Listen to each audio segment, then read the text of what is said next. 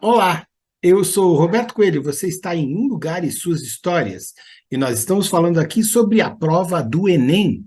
Tá chegando aí, né? Estamos aqui já em setembro, e a prova está chegando, hein? Vamos lá, eu estou falando sobre Idade Média. Vem para cá.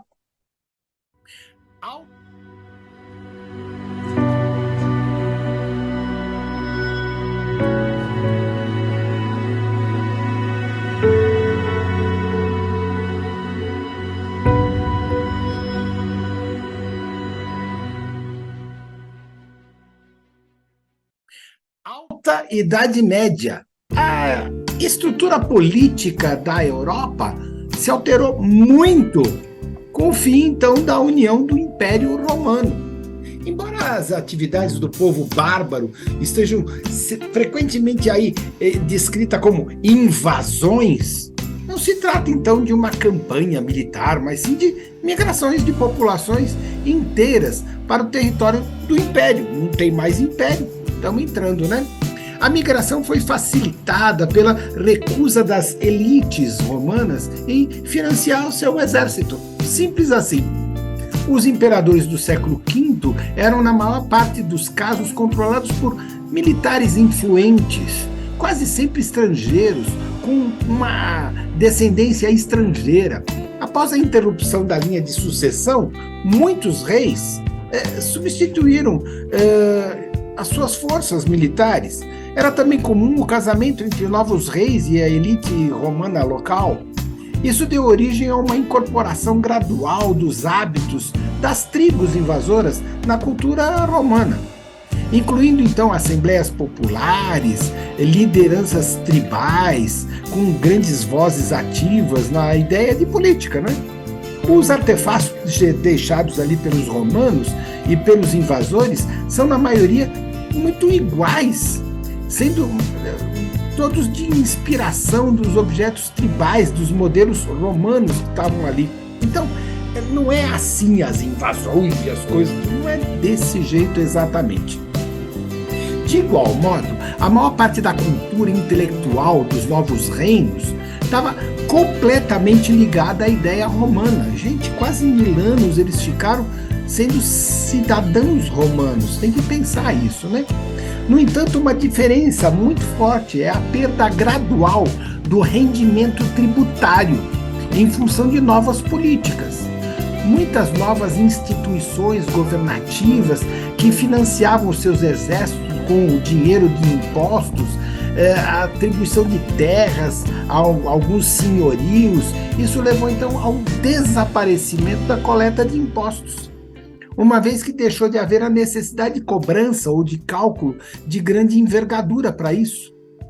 O belicismo, ou seja, a luta entre ali, era muito comum entre próprios reinos. A escravatura também entrou em declínio, à medida que a oferta era muito reduzida e a sociedade se tornava cada vez mais rural. Então, isso aí a gente chama de Alta Idade Média. Olha aí.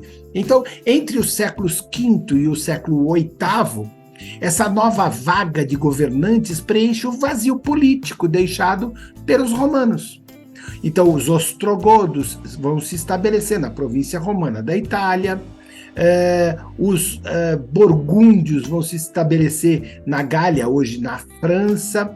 O reino foi dizimado pelos hunos, formou-se uma nova década com a ideia de Genebra, de Lyon, o início então do século VI. O norte da Gália, os francos, a França, francos, os bretões formam pequenos reinos, o reino franco, na centralidade dali no noroeste da Gália, hoje França. E a informação é que durante esses reinados, então o Clovis I, o reino franco se expande e converte todo mundo ao cristianismo. Os bretões, provenientes então da Britânia, vão se estabelecer hoje no que é a Bretanha francesa, os visigodos e os seus reinos na Península Ibérica, o reino suevo ao norte da África, o reino vândalo. Durante o século VI, os lombardos vão se estabelecer no norte da Itália, o reino ostrogótico, um grupo de ducados, então vão reinar ali. Então o que acontece? Esses povos que não eram romanos, não havia mais Roma. Então eles foram entrando, penetrando, e isso a gente chama de invasões, né? Então a migração, que seria o nome correto, vai significar uma alteração muito profunda no mapa demográfico da Europa, essa miscigenação de gentes, de culturas e tudo mais. A Península Ibérica, o número de colônios foi maior comparado com outras regiões. Então, os visigodos, né, que albergaram colonos, o maior comparado das regiões. Ali, os povos eslavos ocuparam a Europa Central, na Península Balcânica. Essa migração também foi acompanhada por alterações muito sérias na língua, o latim. O latim era a língua oficial, mas foi gradualmente sendo modificado por línguas outras que chegavam, né? E aí, então, o francês, o português, o romeno, línguas românicas, e aí o grego vai acabar entrando, o Império Bizantino vai ter uma força muito grande, as migrações eslavas vão ser muito importantes, as línguas eslavas nos leste europeus vão ser interessantes, vai nascer então o Império Bizantino, e esse Império Bizantino é, na verdade, o Império Romano do Oriente, que não acabou. Então o Império Romano permanece no Oriente, mas morre no Ocidente. Isso a gente chama então de Alta Idade Média.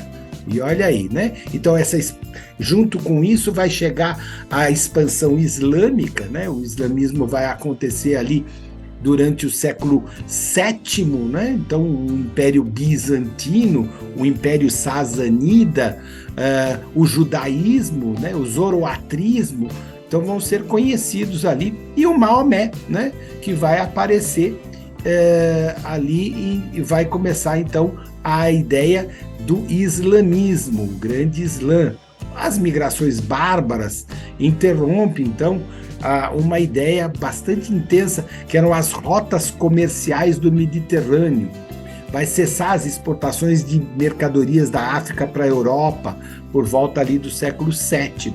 Então você vai ter grandes problemas. E a Europa vai entrar num período rural, um período onde as coisas vão acontecer no mundo da agricultura rural. E isso aí a gente chama de Idade Média, Alta Idade Média. O que vai acontecer? A cristandade, então o cristianismo, a Igreja Católica Apostólica Romana, vai se aliar ao quem? Aos grandes monarcas daquele momento, né? Então o Papado de Roma, o Patriarcado de Constantinopla e essas estruturas eclesiásticas, religiosas, vão estar ao lado dos grandes monarcas da Europa desse período da Idade Média, a Alta Idade Média. O que a gente pode falar de bastante importância nesse período da Alta Idade Média? É o período da dinastia, então, carolíngia, os carolíngios, depois, então, da dinastia merovígia. Então, o que vai acontecer? Vai acontecer aí o surgimento, então, do Carlos o Magno, então, 774, e ele vai ser o cara que vai, então, conquistar boa parte da Europa sobre a égide, sobre, então, a ideia, a teologia católica apostólica romana. Isso vai ser importante. Ele quase que volta a ter um Império Romano do Ocidente. Tanto é que ele vai ser coroado como imperador do Império Romano do Ocidente. Ele nunca usou esse título, ele acabou morrendo tendo esse título, mas nunca fez, de fato, a ideia de volta de um Império Romano do Ocidente. Não aconteceu isso, mas ficou o título, né? O que acontece? Esse Império Carolíngio vai degradar numa briga familiar, claro, óbvio, sempre, né? E aí, então, com a morte, esses tratados todos, então o Tratado de Verdun, a ideia então de divisões ali daquele território que um dia foi um único território, se dividia em 3, depois em 4, e aí com isso houve uma decadência. A gente chama isso de período do Renascimento Carolíngio. Ainda não é Renascimento, tá? É errado falar de Renascença nesse período, tá bom? A arte e a arquitetura vão ser a arte pré-românica, a arquitetura da Idade Média, também assim falada, que é bastante intensa. Ela vai ser a construtora daquilo que um dia seria visto como Renascença. É isso aí. Alta Idade Média. Um lugar e suas histórias. E a gente se vê na próxima segunda-feira com mais um pouco de Idade Média para vocês. Até lá!